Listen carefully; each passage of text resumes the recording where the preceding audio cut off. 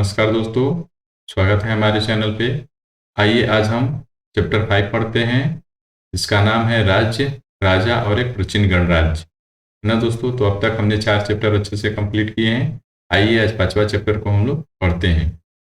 तो दोस्तों, जैसे कि हर एक चैप्टर किसी न किसी टॉपिक से शुरू होता है, तो यहाँ पे आप देख रहे हैं कि चुनाव का दिन है और जो शंकरन है उठा तो उसने देखा कि उसके नाना नानी वोट डालने जा रहे थे। दरअसल चुनाव केंद्र पर सबसे पहले पहुंचना चाहते थे, है ना। शंकरन जानना चाहता था कि आखिर वे इतने उत्साहित क्यों थे। उसके नाना जी ने उसे जल्दी से समझाने की कोशिश की और कहा, आज हम अपने शासक को चुनने जा रहे हैं, है ना। तो ये उसके दिमाग में आई कि शासक क्या होते हैं। तो यही यहीं से हमारे चैप्टर का शुरुआत होता है और हम आगे इसमें देखते हैं जो इम्पोर्टेंट चीजें हैं। पूछ रहा है यहाँ पे कि कुछ लोग शासक कैसे बने, है ना। तो आइए पढ़ते हैं इसको। कह रहा है कि लगभग 50 वर्षों से हम अपने शासकों का चुनाव मतदान के जरिए करते आ रहे हैं, है ना। अब तो 75 हो गया है। इस चैप्टर के अनुसार, इस बुक के अनुसार देखें तो कह रहा है कि लगभग 50 वर्षों से हम अपने शासकों का चुनाव करते आ रहे हैं, मतदान के जरिए चुनाव करते आ रहे हैं। लेकिन बहुत पहले लोग शासक कैसे बनते थे, है ना। आज तो हम मतदान करके चुनते हैं, लेकिन कह रहा है कि बहुत साल पहले जो शासक बनते थे वो कैसे बनते थे। इसमें बता रहा है कि करीब 3000 साल पहले कुछ लोग बड़े बड़े यज्ञों का को आयोजित कर राजा के रूप में प्रतिष्ठित हो गए, है ना। तो जो पहले के राजा थे वो किस तरीके से प्रतिष्ठित हुए, बड़े बड़े यज्ञ करके अपने आप को राजा घोषित किए। अब कह रहा है यहाँ पे कि अश्वमेध यज्ञ एक ऐसा ही आयोजन था, है ना। जो पहले के राजा होते थे वो यज्ञ करते थे, जैसे कि अश्वमेध यज्ञ। तो इस तरीके की बातें पहले होती थी, वही चीज हम यहाँ पे पढ़ने वाले हैं। अश्वमेध यज्ञ एक ऐसा ही आयोजन था। इसमें एक घोड़े को राजा के लोगों की देख रेख में स्वतंत्र विचरण के लिए छोड़ दिया जाता था। इस घोड़े को किसी दूसरे राजा ने रोका तो उसे वहां अश्वमेध करने यज्ञ करने वाले राजा से लड़ाई लड़नी पड़ती थी। अगर उन्होंने घोड़े को जाने दिया तो इसका मतलब होता था कि अश्वमेध करने यज्ञ करने वाला राजा उनसे ज्यादा शक्तिशाली था, है ना। तो यहाँ पे आप जो ये देख रहे हैं अश्वमेध यज्ञ, इसका अगर हम इसको हम रिलेट करें तो आपने रामायण का उत्तरकांड देखा होगा। उत्तरकांड वही जिसमें लव और कुश होते हैं। तो आपने देखा है ना कि राजा राम जो होते हैं वो अश्वमेध यज्ञ करते हैं और एक घोड़ा छोड़ते हैं, है ना। उस पे उसके मस्तक पे लिखा होता है कि इस घोड़े को जो भी पकड़ेगा उसको राजा से, मतलब कि राजा रामचंद्र से युद्ध करना होगा, और नहीं तो इसका मतलब राजा रामचंद्र के आपको क्या बोलते हैं दासता स्वीकार करनी होगी। तो क्या होता है कि लव कुश ने जब इसे पढ़ा तो उसे चुनौती मान करके उन्होंने उस घोड़े को पकड़ लिया। और फिर क्या होता है कि जो रामचंद्र होते हैं या जो राजा राम होते हैं उनसे और लवकुश में युद्ध होता है। और इस तरीके से बाद में मतलब जो उनके गुरुदेव होते हैं वो आकर के लड़ाई को रोक देते हैं। लेकिन वहां पे हमने यही चीजें देखी कि जो राजा रामचंद्र थे उन्होंने भी अश्वमेध यज्ञ किया था। और उसी तरीके की बातें यहाँ पे हम लोग पढ़ भी रहे हैं, है ना। उन राजाओं को यज्ञ में आमंत्रित किया जाता था, है ना। उन राजाओं को यज्ञ में आमंत्रित किया जाता था। यह यज्ञ विशिष्ट पुरोहितों द्वारा संपन्न किया जाता था। इसके लिए उन्हें उपहारों से सम्मानित किया जाता था। यज्ञ करने वाले राजा बहुत शक्तिशाली, मतलब जो अश्वमेध यज्ञ करते थे उन राजाओं को बहुत शक्तिशाली माना जाता था। यज्ञ में आमंत्रित सभी राजा उसके लिए उपहार लाते थे, है ना। तो ये सारी चीजें हम देखे हैं पहले और पढ़े हैं, आयु कहें तो इसके बारे में हम जानते हैं, है ना। आइए हम देखते हैं इंपॉर्टेंट चीजें इसमें।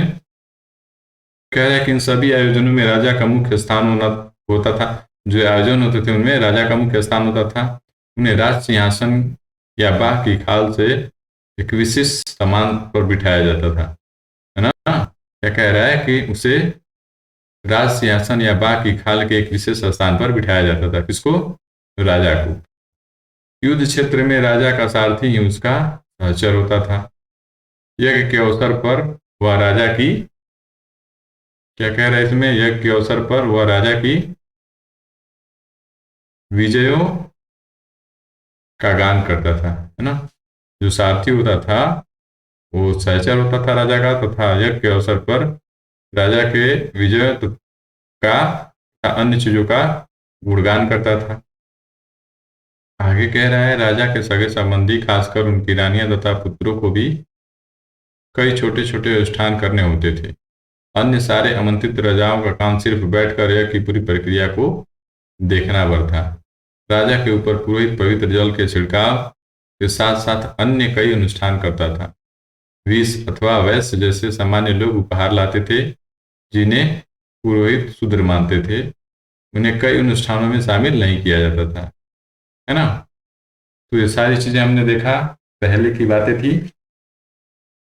तो इसमें क्या कह रहा है कि जो राजा था वो तो अश्वमेध करता ही था, साथ ही साथ जो राजा के सगे संबंधी होते थे, खास करके रानी और उनके पुत्र, उन्हें भी कई छोटे छोटे अनुष्ठान करने होते थे। अन्य सारे जो आमंत्रित राजा थे वो बैठ करके चुपचाप केवल उस प्रक्रिया को देखते थे कि किस तरीके से यज्ञ हो रहा है। और जो पुरोहित होता था वो राजा पर पवित्र जल का छिड़काव करता था, साथ साथ और भी जो अनुष्ठान होते थे उसे करता था। विष कहें अथवा वैश्य कहें, जो वैश्य लोग होते थे वो सामान्य तौर पर उपहार लाते थे, जिन्हें पुरोहित और जो क्षुद्र होते थे, शूद्रों के साथ कोई अनुष्ठान, शूद्रों को किसी अनुष्ठान में शामिल नहीं किया जाता था, है ना। तो ये पहले की तमाम चीजें थी, इसको हमने देखा। आइए और आगे देखते हैं इसको। अब आगे है वर्ण, है ना दोस्तों। ये बहुत ही विवादित और कहें तो हमेशा डिबेट में रहने वाला चीज है। तो कह रहा है कि उस समय चार सामाजिक वर्ण थे। पहले के टाइम में चार सामाजिक वर्ण थे। कौन कौन से? ब्राह्मण, क्षत्रिय, वैश्य और शूद्र, है ना।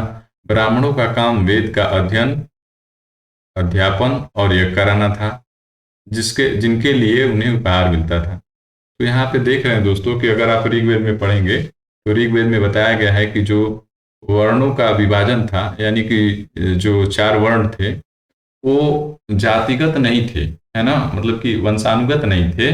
वो कर्मों के आधार पर विभाजित थे। कि अगर कोई ब्राह्मण है तो उसका काम क्या होता था? वेदों का अध्ययन अध्यापन करना तथा यज्ञ करना, ठीक है। और वहीं क्षत्रियों की बात की जाए तो क्षत्रियों का काम युद्ध करना था, ठीक है। तो जो क्षत्रिय होते थे वो युद्ध करते थे और लोगों की रक्षा करना। वैश्यों का काम खेती, पशुपालन और व्यापार थे। शूद्रों का काम अन्य तीन वर्गों का सेवा करना था। ब्राह्मणों का काम था अध्ययन अध्यापन और यज्ञ कराना। क्षत्रियों का काम था युद्ध करना और लोगों की रक्षा करना। वैश्यों का काम खेती, पशुपालन और तथा व्यापार था। और शूद्रों का काम इन तीनों वर्णों का सेवा करना था, ठीक है। अब आइए और आगे देखते हैं इसमें। जनपद कह रहा है कि महायज्ञों को करने वाले राजा अब जन के राजा ना होकर के जनपदों के राजा माने जाने लगे, है ना। तो महायज्ञों को करने वाले राजा को क्या हुए अब कि जन के राजा ना होकर के जनपदों के राजा माने जाने लगे। जनपद, जनपद का शाब्दिक अर्थ जन के बसने की जगह होता है ना। तो जो जनपद होता है उसकी अगर शाब्दिक अर्थ की बात करें तो जन के बसने की जगह होता है। कुछ महत्वपूर्ण जनपद मानचित्र 4 में दिखाए गए हैं, हम देख लेंगे उसको, अभी हम पढ़ लेते हैं। कह रहा है पुरातत्वविदों ने इन जनपदों की कई वस्तुओं की खुदाई की है, ठीक है। पुरातत्वविदों ने इन जनपदों की कई वस्तुओं की खुदाई की है। दिल्ली में पुराना किला, उत्तर प्रदेश में मेरठ के पास हस्तिनापुर और एटा के पास अतरंजी खेड़ा, है ना। एटा के पास अतरंजी खेड़ा इनमें से प्रमुख है। तो इन जगहों का पुरातत्वविदों ने खुदाई किया है। और खुदाई से क्या पता चला है? खुदाई से पता चला है कि लोग झोपड़ियों में रहते थे और मवेशियों तथा अन्य जानवरों को पालते थे, है ना। तो इन तमाम जगहों को हमने देखा कि पुरातत्वविदों ने कुछ जनपदों की खुदाई की, जैसे कि दिल्ली में पुराना किला, उत्तर प्रदेश में मेरठ के पास हस्तिनापुर और एटा के पास अतरंजी खेड़ा। तो इन जगहों की खुदाई की गई। तो इन खुदाई से क्या पता चला कि यहाँ के जो लोग थे वो झोपड़ियों में रहते थे और मवेशियों तथा अन्य जानवरों को पालते थे। वे चावल, गेहूं, धान, जौ, दाल, गन्ना, तिल, सरसों जैसी फसलों को उगाते थे। ठीक है, तो ये सारी चीजें हमें पता चली कुछ महाजनपदों की खुदाई से। और आगे इसमें हम देखते हैं, आगे क्या दिया हुआ है। आगे दिया हुआ है, लोग मिट्टी के बर्तन भी बनाते थे, है ना। आगे क्या मिला कि लोग मिट्टी के बर्तन भी बनाते थे। इनमें कुछ धूसर और कुछ लाल रंग के होते थे। तो जो मिट्टी के बर्तन मिले हैं वो किस तरीके के मिले हैं, कुछ धूसर और कुछ लाल रंग के मिले हैं। इन पुरास्थलों में कुछ विशेष प्रकार के बर्तन मिले हैं जिन्हें चित्रित धूसर पात्र के रूप में माना जाता है ना। तो कुछ जो विशेष प्रकार के बर्तन मिले उन्हें चित्रित धूसर धूसर पात्र मानते हैं। जैसा कि इनके नाम से स्पष्ट होता है, इन बर्तनों पर चित्रकारी की गई है ना। तो चित्रित धूसर पात्र, तो इस नाम से ही लग रहा है कि ये इन पे चित्रण किया गया होगा। ये आमतौर पर सरल रेखाओं तथा ज्यामितीय आकृति के रूप में हैं। तो जो इन पे चित्रकारी की गई है वो किस तरीके की है, सरल रेखाओं तथा ज्यामितीय आकृतियों के रूप में है। आइए अब हम जनपद से महाजनपद की ओर बढ़ते हैं। यहाँ पे आप देख रहे हैं महाजनपद के बारे में बात किया गया है ना। हम इसको थोड़ा और ऊपर कर लेते हैं कि जनपद क्या होते हैं। आइए इसको हम पढ़ते हैं। यहाँ पे देखिए जनपद की बात हो रही है। तो कह रहा है कि करीब 2500 साल पहले कुछ जनपद अधिक महत्वपूर्ण हो गए, है ना। कुछ जनपद अधिक महत्वपूर्ण हो गए, इन्हें महाजनपद कहा जाने लगा। तो जनपद और उसके बाद महाजनपद।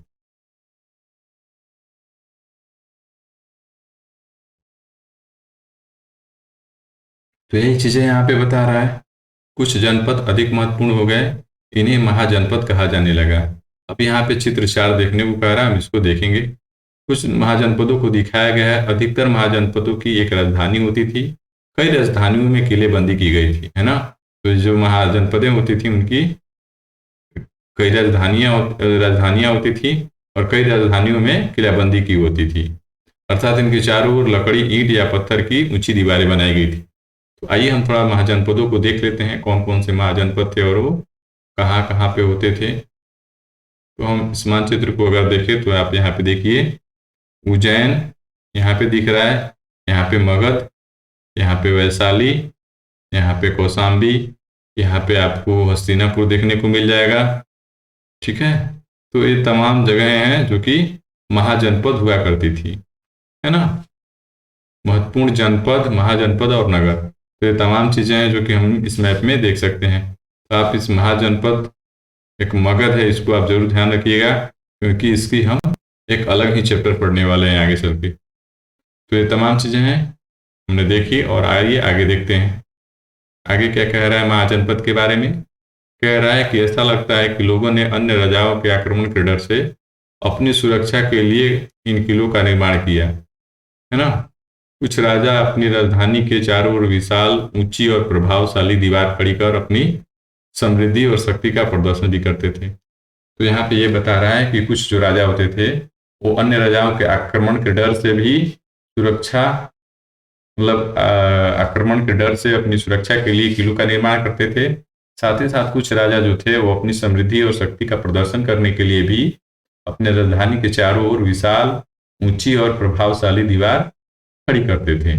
आगे कह रहा है कि इस तरह से किले के अंदर रहने वाले लोगों और उस क्षेत्र पर नियंत्रण रखना और भी सरल हो जाता होगा, है ना। तो जब हर तरह से बाउंड्री होगी तो जो उसके अंदर रहने वाले लोग होंगे उन पर नियंत्रण रखना तो सरल हो ही जाता होगा। इस तरह की विशाल दीवार बनाने के लिए व्यापक योजना की आवश्यकता होती थी और लाखों की संख्या में ईंटों तथा पत्थरों का इंतजाम करना पड़ता था, है ना। हजारों स्त्री पुरुषों तथा बच्चों ने इसके लिए अथक परिश्रम किया होगा। इनके लिए संसाधनों की आवश्यकता पड़ती होगी, है ना। तो ये तमाम चीजें जो है हम लोग ने पढ़ा कि महाजनपदों की जो दीवारें होती थी या जो राजधानियां होती वो किस तरीके से किलाबंदी की जाती थी और उसमें किस तरीके के संसाधनों का उपयोग किया जाता होगा, और जो भी चीजें हैं वो हम यहाँ पे देख लेते हैं। यहाँ पे आप देख रहे हैं कौशाम्बी किले की दीवार, है ना। यहाँ पे जो फिगर दिख रहा है क्या है, कौशाम्बी किले का दीवार है। यह चित्र आधुनिक उत्तर प्रदेश के इलाहाबाद के पास मिली है। ईंट की दीवार का अवशेष है। तो यहाँ पे आप देख सकते हैं कितने किस तरीके का है ये। दोस्तों हम इस चैप्टर में और देखें तो ये क्या बताता है हमें कि जो राजा थे वो अब सेना रखने लगे थे। सिपाहियों को नियमित वेतन देकर पूरे साल रखा जाता था। कुछ भुगतान संभवतः आहत सिक्कों, है ना, के रूप में होता था। इन सिक्कों के बारे में हम आगे पढ़ेंगे अध्याय 8 में। कह रहे हैं यहाँ पे महाजनपदों के राजा ऋग्वेद में उल्लेखित राजाओं को किस प्रकार भिन्न है। अब दो अंतर बताओ। हमने पिछले चैप्टर में पढ़ा है ऋग्वेद के बारे में।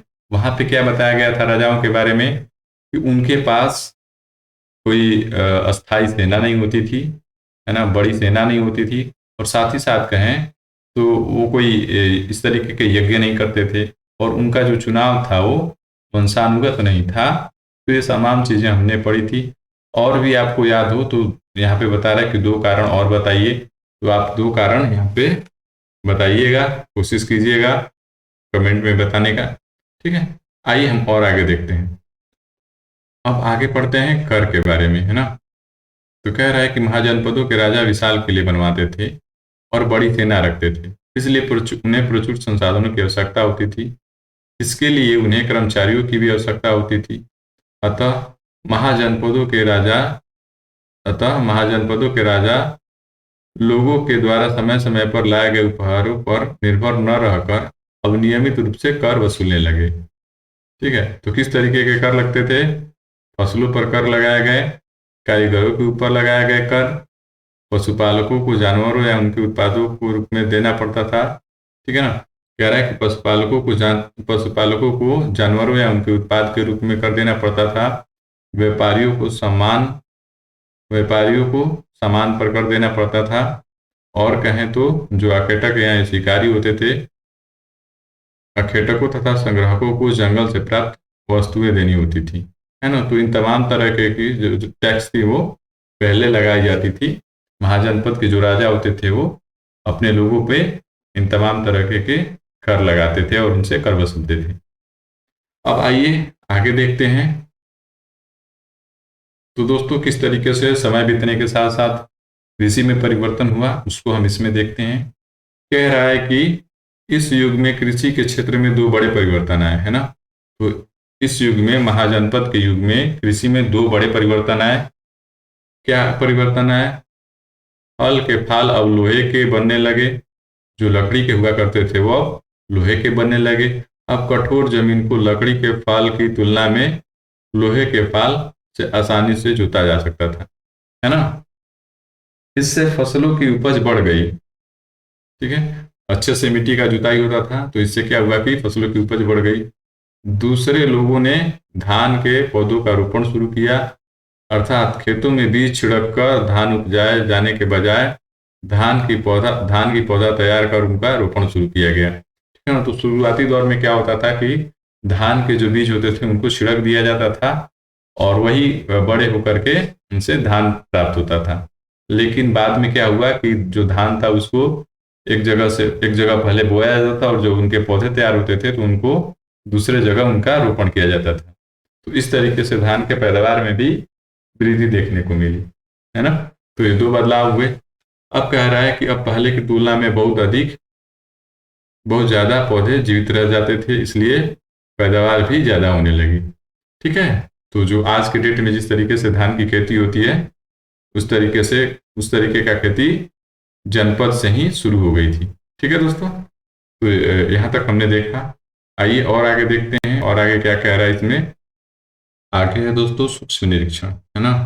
हम लोग सूक्ष्म निरीक्षण किसका करेंगे, मगध का। तो दोस्तों हमने मैप में ही, जब हम लोग मैप देख रहे थे तभी हमने चर्चा किया था कि आप मगध को देख लीजिए। ये काफ़ी महत्वपूर्ण जनपद था और यूँ कहें कि महाजनपद था। तो इसके लिए हम लोग आगे पढ़ने वाले हैं। तो हमने मगध को मैप में देख लिया था। अब हम इसके बारे में जो इसकी कुछ खास बातें थी उसको हम इसमें पढ़ लेते हैं, देख लेते हैं। ठीक है, तो कह रहा है कि लगभग 200 सालों के भीतर मगध सबसे महत्वपूर्ण जनपद बन गया, है ना। लगभग 200 सालों के भीतर मगध सबसे महत्वपूर्ण जनपद बन गया। आगे कह रहा है कि गंगा और सोन जैसी नदियां मगध से होकर गुजर बहती थी, और ये यातायात, जल वितरण और जमीन को उपजाऊ बनाने के लिए बहुत महत्वपूर्ण थी, है ना दोस्तों। तो ये जो नदियां थी जैसे गंगा और सोन, ये मगध से होकर बहती थी, जिसके चलते क्या होता था कि ये यातायात, जल वितरण और जमीन को उपजाऊ बनाने के लिए बहुत महत्वपूर्ण थी। मगध का एक हिस्सा जंगलों से भरा था। इन जंगलों में रहने वाले जानवरों को यानी हाथियों को पकड़कर और उन्हें प्रशिक्षित कर सेना के काम में लाया जाता था। यही नहीं, जंगलों से घर, गाड़ियां तथा रथ बनाने के लिए लकड़ियां मिलती थी। इसके अलावा इस क्षेत्र में लौह अयस्क की खदानें हैं, है ना। तो बहुत सारी चीजें जो थी वो जो मगध जनपद था उसके पास मौजूद थी, जिससे कि इन संसाधनों का उपयोग करके ये एक महत्वपूर्ण जनपद बन गया, है ना। तो कह रहा है कि मजबूत औजार और हथियार बनाने के लिए ये बहुत उपयोगी थे। जो लौह अयस्क थे वो महत्वपूर्ण मजबूत औजार और हथियार बनाने के लिए बहुत उपयोगी थे। तो इस तरीके से महाजनपद, जो मगध महाजनपद था, उसके पास वो सारी संसाधन थी जिससे कि वो एक मजबूत और महत्वपूर्ण जनपद बन गया। ठीक है ना। अब और आगे देखते हैं इसमें क्या बता रहा है मगध के बारे में। आगे कह रहा है कि मगध में दो बहुत ही शक्तिशाली शासक बिंबिसार और अजातशत्रु हुए, है ना दोस्तों। तो बिंबिसार और अजातशत्रु हुए। बिंबिसार को मगध साम्राज्य का या मगध जनपद का संस्थापक नहीं माना जाता है। कह रहा है कि अन्य जनपदों को जीतने के लिए वे हर संभव साधन अपनाते थे। ठीक है। तो ये जो बिंबिसार और अजातशत्रु थे वो जो जनपद थे उनको जीतने के लिए हर संभव साधन अपनाते थे। अब आगे कह रहा है कि महापद्मनंद, ठीक है, यहाँ पे देखिए कह रहा है कि महापद्मनंद एक और महत्वपूर्ण शासक थे। उन्होंने अपने नियंत्रण का क्षेत्र इस उपमहाद्वीप के उत्तर पश्चिमी भाग तक फैला लिया था ना दोस्तों। तो मगध जनपद था, महाजनपद था, उसका स्थापना की अगर बात करें या मगध साम्राज्य की बात करें तो उसके जो शक्तिशाली शासकों की बात हो रही है, तो बिंबिसार और अजातशत्रु की बात यहाँ पे की गई है। और दूसरे जो महत्वपूर्ण शासक थे उनके बारे में बात किया जाए तो महापद्मनंद थे। उन्होंने अपने नियंत्रण के क्षेत्र को इस उपमहाद्वीप के उत्तर पश्चिम भाग तक फैला लिया था। बिहार में राजगिरी, है ना, आधुनिक राजगीर कई सालों तक मगध की राजधानी बनी रही। बाद में पाटलिपुत्र, आज का पटना को, जो बाद में पाटलिपुत्र है जो कि आज का पटना है, उसको राजधानी बनाया गया। तो अगर मगध की बात करें तो मगध का पहला राजधानी कौन सा था?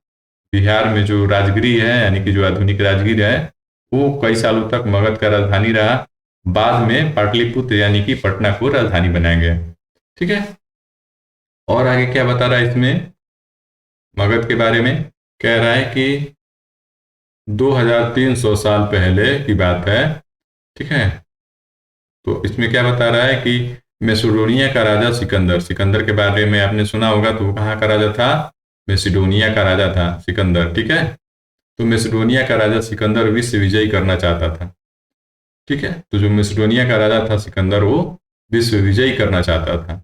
पूरी तरह सफल न होने पर भी वह मिस्र और पश्चिमी एशिया के कुछ राज्यों को जीतता हुआ भारतीय उपमहाद्वीप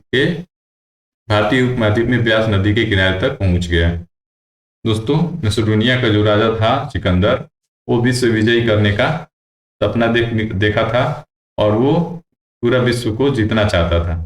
पूरी तरह सफल न होने के पर भी वह मिस्र और पश्चिम एशिया के कुछ राज्यों को जीतता हुआ भारतीय उपमहाद्वीप के ब्यास नदी के किनारे पहुंच गया। जब उसने मगध की ओर कूच करना चाहा, आगे कह रहा है कि जब उसने मगध की ओर कूच करना चाहा तो उसके सिपाहियों ने इनकार कर दिया। वे इस बात से भयभीत थे कि भारत के शासकों के पास पैदल, रथ, हाथियों की बहुत बड़ी सेना थी, है ना दोस्तों। तो जो सिकंदर था उसकी जो सिपाही थे वो डर गए कि जो भारत के शासक है उनके पास पैदल, रथ और हाथियों की बहुत बड़ी सेना है। ठीक है दोस्तों। तो इसके चलते क्या होता है कि वो ब्यास नदी को पार ही नहीं करते हैं, है ना। तो ये कहानी थी। और आगे देखते हैं इसमें क्या दिया हुआ है। अब देखिए दूसरा है वज्जी, है ना। दूसरा है, एक तो हो गया मगध, दूसरा हो गया वज्जी। जैसा कि तुमने ऊपर पढ़ा, मगध एक शक्तिशाली राज्य बन गया, उसके नजदीक ही वज्जी राज्य था जिसकी राजधानी वैशाली थी। अब दोस्तों, आप अगर बिहार का हिस्ट्री पढ़ते हैं तो वहां पे आप देखते होंगे कि बिहार का कुछ इस तरीके का मैप है ना। आप बिहार का कुछ इस तरीके से हम रफ मैप बना देते हैं। तो यहाँ पे बिहार को इस तरीके से हम बांटें, किस तरीके से बांट रहे हैं, यहाँ पे गंगा नदी जा रही है ना। तो ये गंगा नदी होने के चलते हम इसको अगर दो भागों में बांटते हैं, तो जो ऊपर का पार्ट था उसको हम वज्जी संघ कहते हैं, है ना, वज्जी संघ कहते थे। तो ये पूरा का पूरा क्या था, वज्जी था। और नीचे का जो पार्ट था यहाँ पे, तो ये दो भागों में विभक्त था शुरुआत में, ये मगध और ये अंग था, ठीक है ना, जिसका कि राजा कर्ण भी था। तो दोस्तों क्या होता है कि बाद में जो मगध के शासक थे उन्होंने अंग को भी आपस अपने देश में मतलब मगध में मिला लिया, और ये पूरा का पूरा जो नीचे का एरिया था वो मगध साम्राज्य या मगध महाजनपद में आ गया। लेकिन ऊपर का जो पूरा का पूरा एरिया था वो वज्जियों के अधिकार में ही था, है ना। तो जो ऊपर का एरिया था वो वज्जियों के अधिकार में ही था, और ये काफी शक्तिशाली था। तो इसी के चलते हम इसके बारे में आगे पढ़ रहे हैं, देख रहे हैं क्या दिया हुआ है। कह रहा है कि मगध एक शक्तिशाली राज्य बन गया था, उसके नजदीक ही वज्जी राज्य था जिसकी राजधानी कहाँ थी, वैशाली थी। तो आपसे पूछा जाता है कि वज्जी राज्य का राजधानी कहाँ था, तो वैशाली, जो कि बिहार में ही था। यहाँ एक अलग किस्म की शासन व्यवस्था थी जिसे गण या संघ कहते थे, ठीक है। आगे कह रहा है कि गण या संघ में कई शासक होते थे और इनमें से प्रत्येक व्यक्ति राजा कहलाता था, ठीक है। तो बहुत सारे जो गण थे या संघ थे वो मिल करके वज्जी को बनाते थे। ये सभी राजा विभिन्न अनुष्ठानों को एक साथ संपन्न करते थे। सभाओं में बैठकर ये बातचीत, बहस और वाद विवाद के जरिए तय करते थे कि क्या करना है और किस तरीके से करना है। शत्रुओं के आक्रमण से निपटने के लिए वे मिलकर चर्चाएं करते थे। यहाँ पे कह रहा है स्त्री, दास व कमकार इन सभाओं में हिस्सा नहीं ले सकते थे, है ना दोस्तों। यहाँ पे आप ध्यान दीजिएगा कि किन तरीके के लोगों को पाबंदी थी। स्त्रियां, दास तथा कमकार लोग इन सभाओं में हिस्सा नहीं ले सकते थे, है ना। तो आपने दो महाजनपद देखे, है ना। एक था मगध जो कि काफी शक्तिशाली था, और वही उसके ऊपर में जस्ट वज्जी था। तो वज्जी भी एक काफी शक्तिशाली और समृद्ध जनपद था, ठीक है। तो जितनी भी बातें थी हमने मगध और वज्जी के बारे में यहाँ पे पढ़ी। अब और आगे देखते हैं कि इस चैप्टर में क्या दिया हुआ है जो हमारे लिए इम्पोर्टेंट है। तो यहाँ पे कह रहा है कि वज्जी संघ का वर्णन दीर्घ निकाय से लिया गया है ना। एक पुस्तक है, ठीक है, जिसका नाम है दीर्घ निकाय। तो यहाँ पे हम कुछ वर्णन देख रहे हैं जिसको कि दीर्घ निकाय से लिया गया है। दीर्घ निकाय एक प्रसिद्ध बौद्ध ग्रंथ है ना। तो आप ध्यान रखिए कि दीर्घ निकाय किस तरीके का ग्रंथ है, एक बौद्ध ग्रंथ है जिसमें बुद्ध के कई व्याख्यान दिए गए हैं। इन्हें करीब 2300 साल पहले लिखा गया था।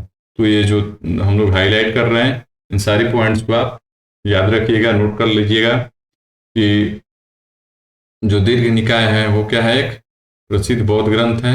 इसमें बुद्ध की कई व्याख्यान दिए हुए हैं, और इसकी रचना कब हुई है, लगभग 2300 साल पहले लिखा गया है। आइए इस वर्णन को देखते हैं। इसमें क्या कह रहा है कि अजातशत्रु और वज्जी संघ, है ना, अजातशत्रु और वज्जी संघ। अजातशत्रु वज्जी संघ पर आक्रमण करना चाहते थे, ठीक है दोस्तों। क्या है कि अजातशत्रु जो थे वो वज्जी संघ पे आक्रमण करना चाहते थे। उन्होंने अपने मंत्री वस्कार, ठीक है। तो यहाँ पे हम जो कुछ भी हम लोग हाईलाइट करेंगे उसको आप लिखते चलिएगा, ठीक है, क्योंकि ये सारी चीजें जो हैं एग्जाम में पूछी गई हैं और आगे भी पूछी जाएंगी। तो इन चीजों को आप जरूर नोट करते चलिएगा, ठीक है। क्या कह रहा है कि अजातशत्रु वज्जी संघ पर आक्रमण करना चाहते थे। उन्होंने अपने मंत्री वस्कार को बुद्ध के पास, तो जब उनका अजातशत्रु का मंत्री गया बुद्ध के पास सलाह लेने, तो बुद्ध ने उनसे कुछ प्रश्न किए। वो प्रश्न क्या थे कि क्या वज्जी सभाएं नियमित रूप से होती हैं और क्या उनमें सभी सदस्य उपस्थित होते हैं। जब उन्हें पता चला कि हाँ ऐसा ही होता है, तब उन्होंने कहा कि वज्जीवासी तब तक उन्नति करते रहेंगे जब तक वे पूर्ण और नियमित सभाएं करते रहेंगे, आपस में मिलजुल कर काम करते रहेंगे, पारंपरिक नियमों का पालन करते रहेंगे, बड़ों का सम्मान समर्थन और उनकी बातों पर ध्यान देते रहेंगे, वजी महिलाओं के जोर जबरदस्ती वजी महिलाओं के साथ जोर जबरदस्ती नहीं करेंगे और उन्हें बंधक नहीं बनाएंगे, तथा शहरों और गांवों में चैत्यों का रख रखाव करेंगे। ठीक है दोस्तों। अब आगे कह रहा है कि नेक्स्ट कह रहा है कि विभिन्न मतावलंबी संतों का सम्मान करेंगे और उनके आने जाने पर कोई रोक नहीं लगाएंगे, है ना। तो ये इतने पॉइंट्स बुद्ध ने बताया कि अगर इन चीजों का पालन करते रहेंगे वज्जीवासी, तो हमेशा उन्नति करते रहेंगे, है ना। तो ये वर्णन हमें दीर्घ निकाय में मिलता है ना। तो आइए और आगे देखते हैं, और आगे क्या दिया हुआ इसमें। आगे कह रहा है कि कई शक्तिशाली राजा इन संघों को जीतना चाहते थे, इसके बावजूद उनका राज्य अब से लगभग 1500 साल पहले तक चलता रहा। इसके बाद गुप्त शासकों ने गण और संघ पर विजय प्राप्त कर उन्हें अपने राज्य में शामिल कर लिया। ठीक है। तो क्या कह रहा है कि कई शक्तिशाली राजा जो थे वो इस संघ को जीतना चाहते थे, फिर भी इसके बावजूद भी उनका राज्य अब से लगभग 1500 साल पहले तक चलता रहा। फिर क्या हुआ, उसके बाद गुप्त शासकों ने गण और संघ पर विजय प्राप्त कर उन्हें अपने राज्य में शामिल कर लिया। और इसके बारे में हम आगे पढ़ेंगे। ठीक है। तो ये चैप्टर हमारा था, इसको हमने अच्छे से पढ़ा और जो भी एग्जाम के लिए जरूरी थी उन चीज़ों को हमने हाईलाइट किया है, और आप इसका नोट बनाते चलिएगा। ठीक है दोस्तों। तो यहाँ पे हमारा ये चैप्टर खत्म होता है। आपको कैसा लगा आप जरूर कमेंट बॉक्स में बताइएगा। ठीक है। मिलते हैं अगले चैप्टर में, तब तक के लिए धन्यवाद।